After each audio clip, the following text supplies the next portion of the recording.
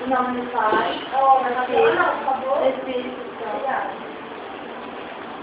Vida. A vida é uma oportunidade que nós para sermos felizes.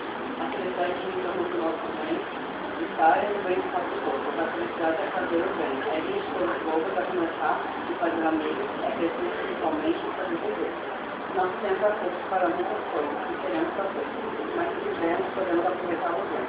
Combater medo, contra si, criar metas de Deus e aprender a si. Cada dia passamos momentos especiais que são únicos. Nós podemos aprender a ser igual. Mas terminar com um pouco podemos fazer.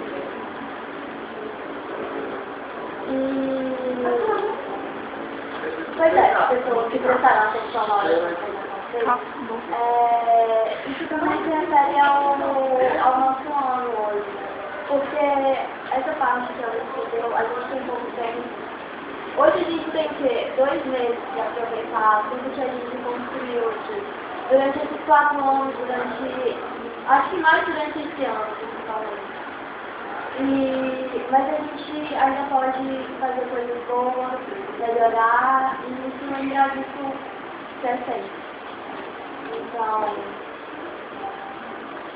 Pai nosso que está no céu, santificado seja o vosso nome, venha a nós o vosso reino, seja feita a vossa vontade, assim na terra como no céu. O pão nosso cada dia nos dai hoje, perdoai as nossas ofensas, assim como nós perdoamos a quem nos tem ofendido, e não nos deixeis cair em tentação, mas livrai-nos do mal. Amém.